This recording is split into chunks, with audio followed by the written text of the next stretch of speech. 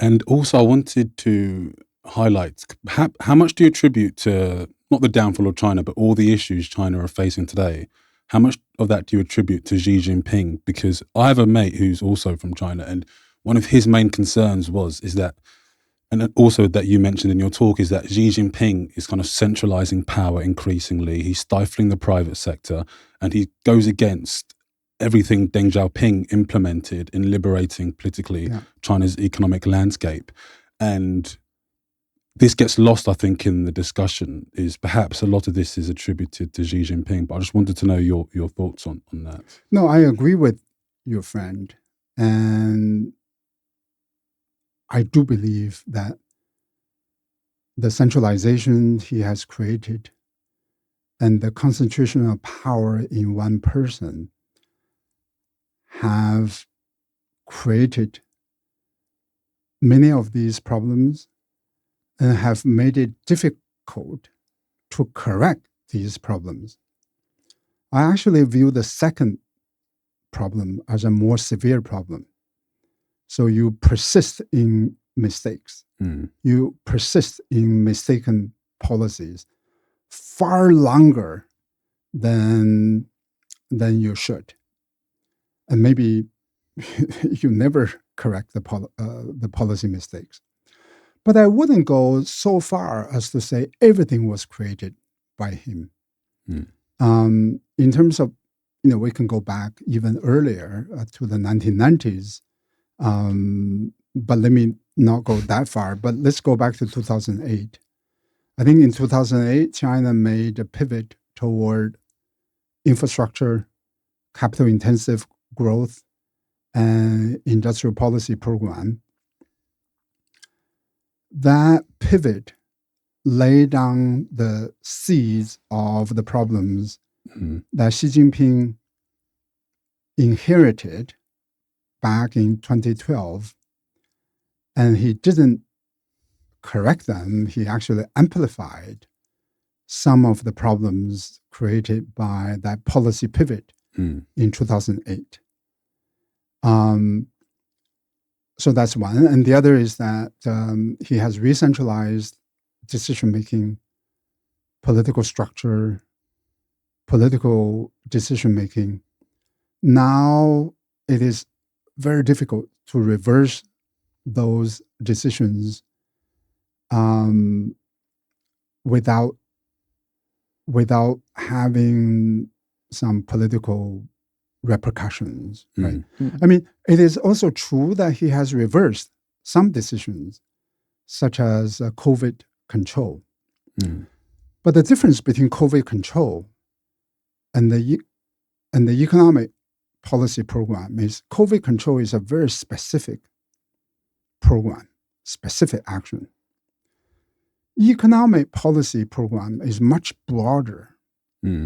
You essentially have to make a lot of changes in order to make meaningful changes in the economic policy program.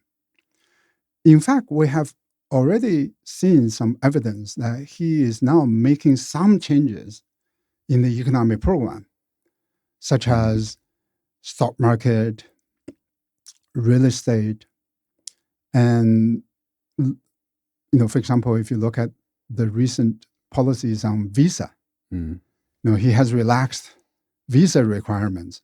So, but these are small things and more symbolic than substantive, and they are not really viewed as credible by foreign governments, by foreign investors, nor by domestic private sector, because the policy damage that he has created requires far bigger changes than doing these simple, small step adjustments. Right. But this idea of talking about whether a democracy or authoritarian regime is better for economic growth is interesting because, I don't think a democracy is a concept that will lead to economic growth. I think it's more of a result of a certain amount of wealth. And it can even be argued that, under dictatorships, you can control things more, maybe in a positive direction. Looking at Korea in the 60s. And, Ghana now is basically a democracy, but that doesn't mean they're going to become an economic powerhouse. I think when you have a dictatorship, there tends to be a lot more inequality in wealth distribution. And this is why the French Revolution happened. France became rich, but eventually the people had enough, and revolution happened, and a democracy was created. I want to ask you, China is becoming more and more wealthy, and maybe we can end on this. How do you think this regime can last long? Do you think, what's next for China? Can they continue under this system? So there are a couple of points I think are important to convey to your viewers or listeners of your podcast. One is that you mentioned Korea, but you failed to mention which Korea. Right? It was South Korea, not North Korea. Right. And then the follow-up question on that is, of these two Koreas, which one was more autocratic? It was North Korea. That was far more autocratic than South Korea. And yet, North Korea didn't grow. South Korea did. Taiwan and China under Mao. Taiwan was autocratic. China under Mao was also autocratic. The next question is, which one was more autocratic? It was China under Mao that was more autocratic. And yet, it was the less autocratic Taiwan that grew to be a very strong economy. It is very important to pay attention to nuances, right? This idea that dictatorship is good for economic growth, or democracy is good for economic growth. These are statements at a very high general level. We need to go down to the next level to talk about what kind of dictatorships we're talking about, what kind of democracies we're talking about, right? In order to think about the implications for economic growth. I can say in terms of statistical evidence, there's no support for the idea that autocracies are good for economic growth. Statistical evidence. The reason is very simple. There are some autocracies that are very strong in terms of economic growth, like Deng Xiaoping's China. But there are also autocracies that are total failures. Right. North Korea, for example, and quite a few African countries in the 1960s and 1970s. The Philippines under Marcos was an autocracy. It didn't grow. Right? So essentially, statistically speaking, the successes of the autocracies are completely wiped out by the failures of the autocracies. So in terms of the statistical effect, it's actually precisely zero.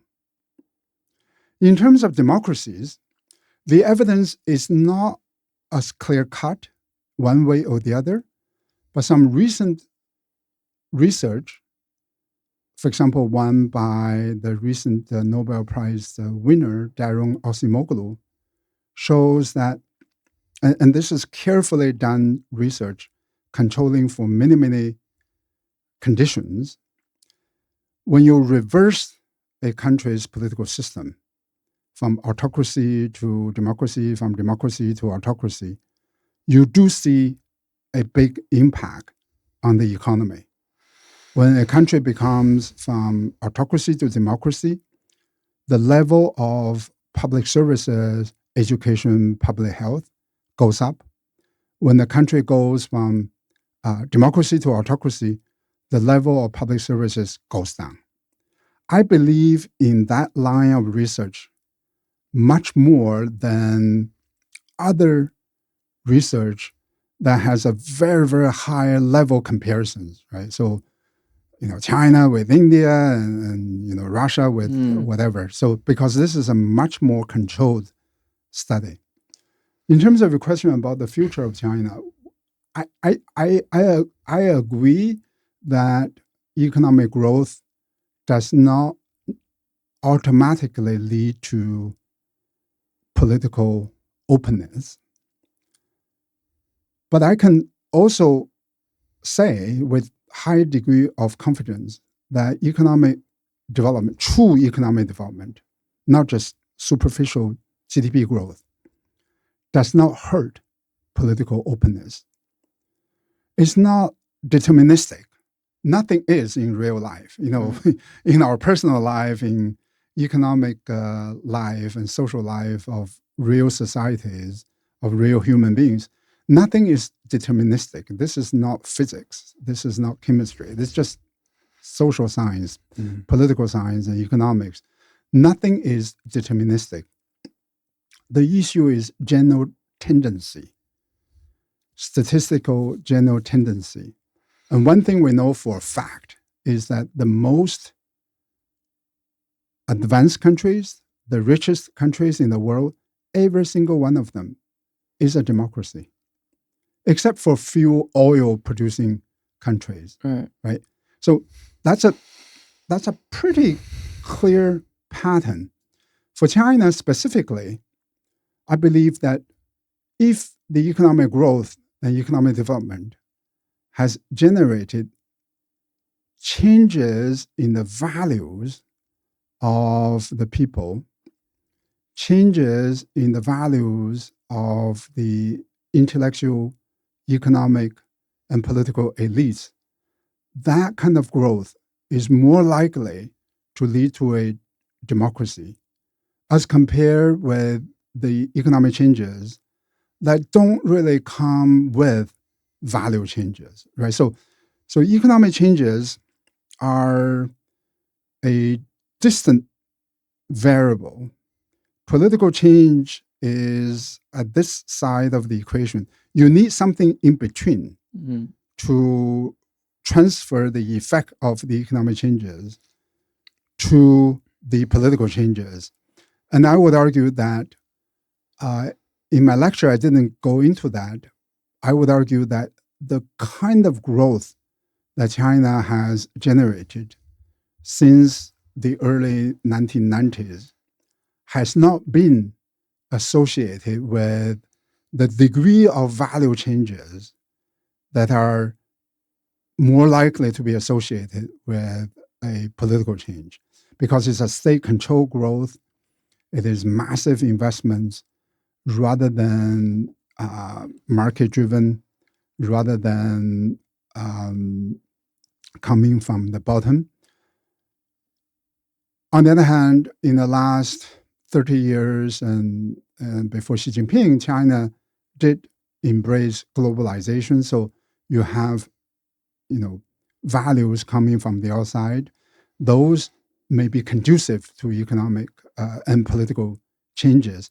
But the thing about those is that those values are isolated and they are concentrated in a few urban areas, right? Shanghai, Shenzhen, and concentrated among a few intellectual elites rather than widespread. So I'm not surprised that the economic changes so far have not translated into political changes.